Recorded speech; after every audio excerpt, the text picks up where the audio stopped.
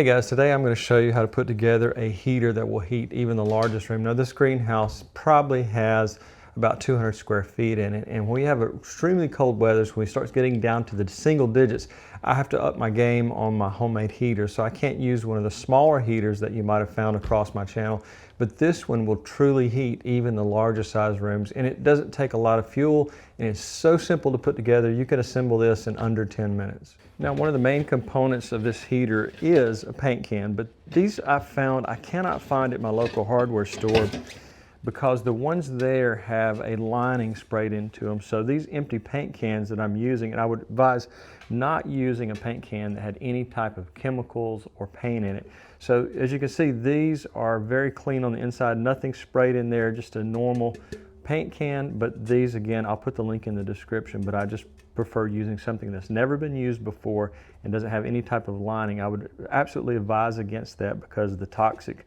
fumes that might come out of it. Now this next component could be optional.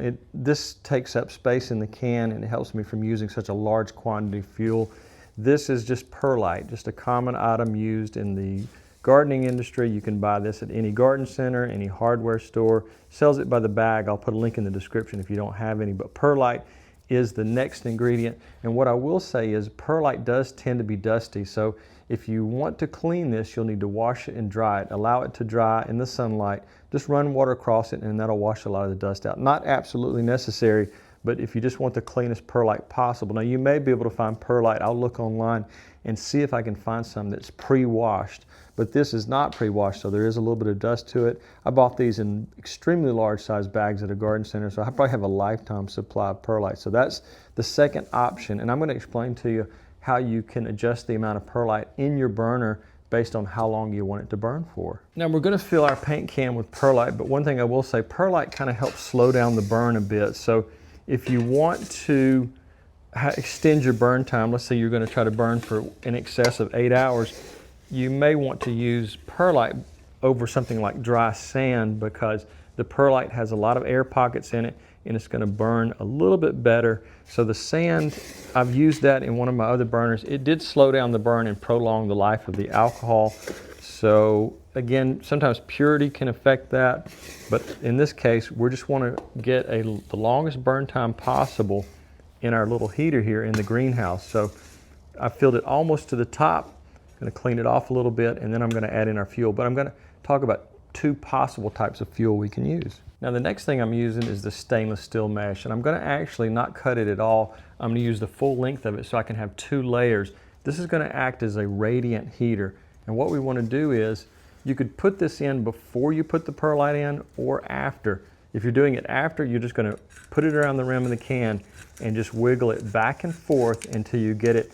You may have to resize it there because it tends to want to expand back out. Let me see if I can do that real quick.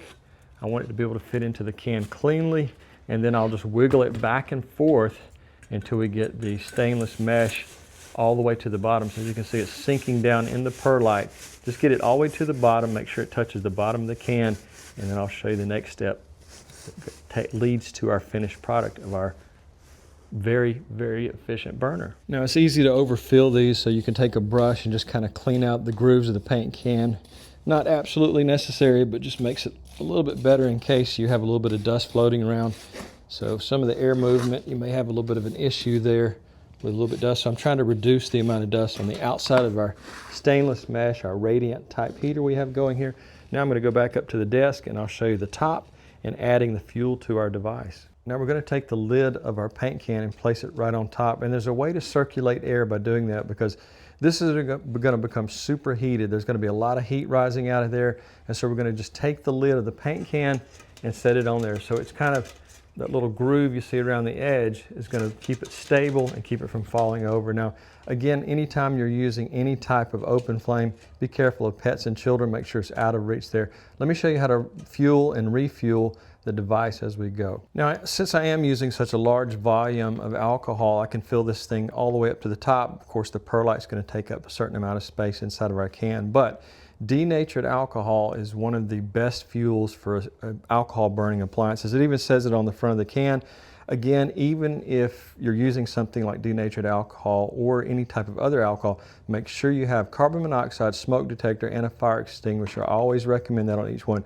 But this is actually designed for marine stoves, alcohol burning appliances, and it burns clean, odorless, and smokeless flames. So this is what I always recommend. But let me show you an easy way to get it out of the can. When you need to refuel this, make sure you only refuel it once it's cooled down. Let it burn completely out, and then you can add new fuel in about 15 minutes once the device is cooled down. But never add fuel when it's burning or very, very hot. Now I'll try to give you a close-up here because it's a little bit hard to see, but as you can see, there is a type of mesh, steel mesh in there that prevents you from putting this fuel exchanger in there. So what I would recommend is you pour this up into another bottle. I wouldn't pour this from up high because you can have splash around, it can make a huge mess. So take a mason jar like this and then pour your denatured alcohol into the mason jar. And it's probably going to take a lot because we are filling, it could take 2 of these mason jars, and I'm hoping I've got enough fuel. But we're going to fill that up, and then I'll show you how to transfer it safely into our heater each time. Now this device right here, I use on my kerosene heater, so it transfers kerosene and K1 kerosene very easily. So you just take it, put it in there, put this right at the top of the perlite, and then just gently charge it over and over. So you can see it's vacuuming it from our mason jar and transferring it to our paint can. And just take your time, don't get in a hurry because you'll have some splash around if you do. And let's see if you can see that. It's nearly emptied the mason jar in just a matter of seconds. So it may take 2 mason jars because we're using quite a bit of fuel. And you can see it's almost empty. I'm going to put more of our denatured alcohol in here and do a second amount. Hopefully I'll have enough to do a demonstration here of the stove because I'm really running low. I may be able to get 3 mason jars out of here.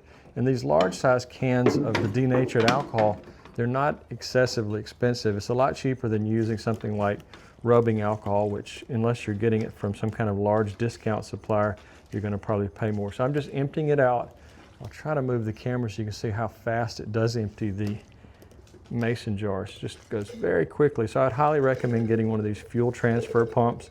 Nothing mechanical, it's just squeezing the top of it. And I'll put a link in the description to this because it makes it super easy and super safe to transfer fuel once your device is cooled down. All right, so I've tried to zoom out so you can see the top of my fuel transfer pump here, the little plastic one there that works so great. You want to get all of the fuel out of both lines, just kind of hold it up above the perlite and also above your mason jar and just squeeze it 5 or 6 more times to make sure your fuel, remove all the fuel from the line. You don't want it spilling all over the place. So it took 3 solid mason jars, and I'm still not convinced we're all the way to the top.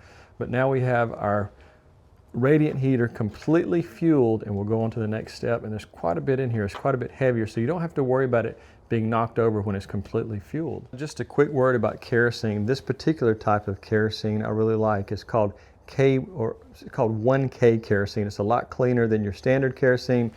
It's a lot cheaper than just rubbing alcohol, so you could use something like this. This is also designed for different types of devices to be used indoors, so you don't have to worry so much about problems, but no odor, puts out heat great, no smoke or soot, so it's safer to use than just standard kerosene. So I'll put a link to this as well. I've ordered this several times and used it in a kerosene heater I have in another building, and it absolutely no smell or smoke. Now I'm putting this can directly in the center of this metal sheet. I wouldn't advise putting this directly on anything that's flammable, wood tables or anything like that. Make sure that it has a good barrier between the can and whatever device, wherever you're working with this, because there can be a possible chance of ignition or at least scorching of another table or anything like that. So I'm going to put, you can see this has got a lip all the way around the edge. I'm going to put that on the top, and then I'll show you how the heat from this is going to move the air, the warm air, all around the room with no electricity. We're in the middle of the day, it's just after lunch, so it may be hard to see, but this stainless steel mesh is going to become red hot, and it's going to radiate heat into the room. I was watching one of my favorite creators from YouTube, Robert Murray Smith, where he's created so many stoves and has so much knowledge, and I would recommend you taking a look at his channel. He recently passed, and it's really a tragedy, but anyways, I wanted to just give him credit that a lot of my ideas came from him, and I'm truly grateful that he had a YouTube channel, and I'm sure his family and his fans will truly miss him. So let's light this up. Be careful, stand back from it. Don't use a match. Don't stick your hand down in there because it's going to flame up very quickly. I'm not 100% convinced we're all the way to the top, so we're just going to stand back, light, and just let it burn. Now this product burns very cleanly, so sometimes it's hard to actually see the flame until it gets to going very well. Now it's lit and actually burning, and you can see there's actually some discoloration happening, but this is putting out a lot of heat already. It's just radiating heat. I would recommend you getting one of these torch lighters. Don't try to use matches because you can shoot the torch right through the stainless steel mesh. And as you can see, as I said, we're starting to see a lot of heat. You're starting to see that kind of wavy air when you see heat on top of something. So it's burning cleanly. There's no odor. There's no anything, smoke, soot, anything like that. But it is putting out a lot of heat. And I'm going to show you how to move this heat in and out around your room, your greenhouse, wherever you're using this. So I'm going to do a couple of temperature tests, hopefully where you can see it on the mesh screen there. It's a little bit hard to get it in camera focus. I had seen over 500 degrees just a second ago, 536. Top of the canister, I know you can't see it right there, but it's over 300 degrees on the top. I'm going to show you the device. It's a thermoelectric fan. This fan does not use any type of electricity. It just heats here on the bottom and then starts moving air throughout the room once it starts going. As long as there's heat on top of this, you'll see air movement, or you'll see the fan movement. Let me just move this up just a little bit so you can see what's happening with the fan. Let's give it a few seconds. And as that bottom of the fan heats up, you'll see it start to move. It takes just a second or two. I'm just going to not say anything and allow it to do what it normally does over a period of a few minutes. And I've kind of tilted the fan to one side so where you can actually see. It's a little hard to see front on, but you can see it's moving. There's air moving out away from it, and this will burn for 8 to 10 hours in this canister, especially because we've prolonged the burn time with the perlite. So again, this is just one of the most simple fans you could put together. Works great, puts out a lot of heat, huge amount of heat radiating out from the stainless steel mesh. And now we also have the fan moving heat away from the heater, so we're moving it around the room. A lot of times if you were just burning this, it would just rise up to the top of the room and not circulate throughout the room. So that's why this works so much better with a circulation fan and the stainless steel mesh. Now, a lot of people are going to ask me, how do you put it out? Because that was probably the most common question on one of my previous heater videos. One, you need to have a very thick leather glove. You can remove this top here and then carefully work the screen out. Remember, even with this leather glove, this is extremely hot. Just remove it very slowly and then put your paint lid back on your main can, and then that'll smother the flame out. But as you can see, there's discoloration in the stainless steel and it is getting super heated. Now I've added a little bit of rubbing alcohol so you can see how well the flame works. This is just a 91% alcohol. 99% would burn better, but it's a little more expensive. So this is something you can find at almost all grocery stores, the big box stores, everything like that. But as you can see, over time, the flame is just going to get super heated and put out a lot of radiant heat.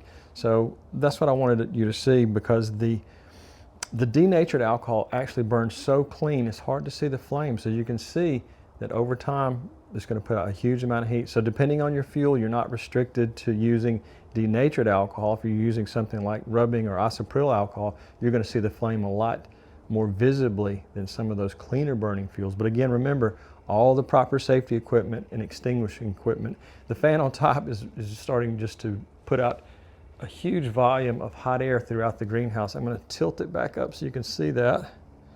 And it is really going now. So all the heat that's rising up is being pushed around the greenhouse, and you don't have it just concentrated on the ceiling. A lot of people would just say, well, why don't you just light it and let it burn? Well, all of our heat would rise up to the top, fill the top of the room. We want it to be slowly circulating. The same reason that you have vents in a house, you want to disperse the heat around a large area. Now, I wish I had something other than this carbon felt, but I'm just going to put that in front of the fan. As you can see, the carbon felt is being pushed back. Not the lightest thing, something like Christmas tree tinsel would work better, and this fan is pretty safe. You can touch it. It's not going to cut your finger off, but as you can see, there's a lot of air movement from this fan, and that's what I'm trying to get the point across, is that it's so important that you disperse the air throughout the room. The paint can lid is super heated, so I removed the fan. I wanted to get a measurement on top of where over 600, 645. I'm hoping you can see that it's kind of jumping around because I'm not keeping my thermometer stick, but over 600 degrees on the top. So you can see this thing is putting out a massive amount of heat and would heat a room very quickly, and you just want to make sure that you use the right type of fuel. Since I added the rubbing alcohol, we're getting a little bit of smoke there. So again, fuel purity is very important. Now I wanted to move the camera back so you can see the flame and how hot it is. Again, if you were only using the denatured alcohol, you wouldn't even hardly see the flame. It'd be more of a blue flame. But when we touch the side of the can, very cool to the touch, not hot at all. So again, even though I have it sitting on the table, I want to make sure I have a barrier between the can and the table just for safety purposes. But again, you can let it burn itself out, or you can do what I showed you about wearing your very thick, very fire resistant glove by taking everything apart and then just dropping the lid back on the lower can. And then you can reuse it. If you don't use up all the fuel, you can relight it at a different time, especially if you seal the can properly where you don't have any alcohol evaporating out of our fuel reservoir. So I just wanted to give you a quick close-up again of how this fan has gone into hyperdrive. It is really putting out a lot of air. It's going to move this heat around the greenhouse, and it's going to keep the greenhouse heated for many, many hours, especially when the temperatures drop down into the single digits. I'll still be well above 32 inside the greenhouse. So guys, if you want to purchase any of these products directly online, I'll put all the links in the description. At this time, I don't have a store set up where I could actually sell it directly, so I just put links to everything I buy. Again, the main things to remember is to make sure that your paint can has no lining sprayed into it. Your stainless steel mesh doesn't have any type of coating on it, and so just make sure that you think about those things. Also, the more pure the fuel, the better. I just can't reiterate that point enough. You want the purest fuel possible. Also, safety equipment detection. I use Simply Safe in all my home and my outbuildings, including the greenhouse.